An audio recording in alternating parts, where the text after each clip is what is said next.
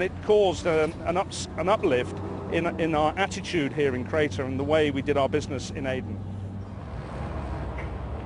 The mutiny in Crater was the most traumatic moment in the British withdrawal.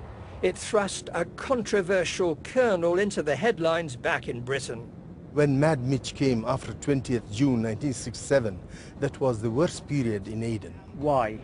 Because he had a very tough hand to find out where the rebellions were and how they burned those dead bodies near the armed police. The British troops. Who had been killed.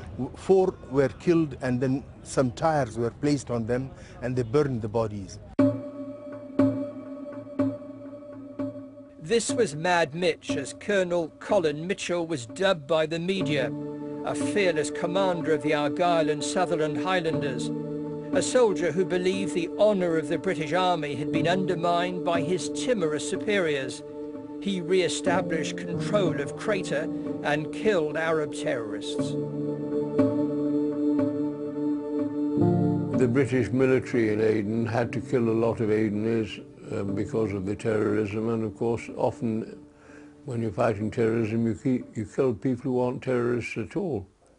I think often we employed people who were not suitable. I mean, a chap I knew and actually liked very much was Colin Mitchell, but his behaviour towards the Adenis turned people very anti-British. You mean he was too severe? Yeah. It's true that Colonel Mitchell could sound callous. After the Argylls killed 4 Arab grenade throwers, he told me it had been like shooting grouse, a brace here and a brace there. There was a lot of criticism about Argyll law. Well, that's very unfounded and ignorant criticism, because Argyll law was the only law there was. There was no civilian organisation infrastructure. Armed police had disappeared, the civilian police had disappeared, there was no traffic control, there was nothing at all. The line was, you behave yourself and we will leave you alone. But if a guy came out with a weapon and started firing down the street, well, he was to be taken out, as far as I'm concerned. If he's firing at troops, then you fire back. Today, the bank building in Crater, that Colonel Mitchell used as his headquarters, is once again dispensing banknotes, not bullets. In British military folklore, he's a legend, but his disdain for some of his bosses cost him his career. The mistake here was a breakdown between the military on the ground and the government back in London, really, and many of the old veterans would tell you that they were left in the lurch.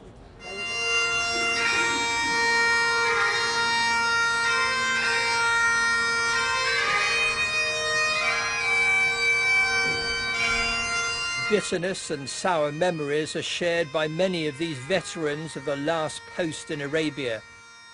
We were there and we were just doing what ministers told us to do back here in England, and we were given no rhyme, no reason, get on with it. Politicians making decisions and soldiers were just fodder to carry out their orders. For the British military, it was a depressing exit from the Middle East. There was no triumphant Falklands moment as a turning point for the nation. Public opinion back home wasn't interested in the last rites for a violent colony. It was a complicated situation because partly we were leaving Aden, I think, because of the withdrawal from empire, which of course was extremely a difficult process in different parts of the world, not just Aden. It was also an expensive place for us to be, and perhaps the Defence Secretary and the Foreign Secretary and the Prime Minister had different priorities in those days. It was a very difficult time, but I'm not saying I don't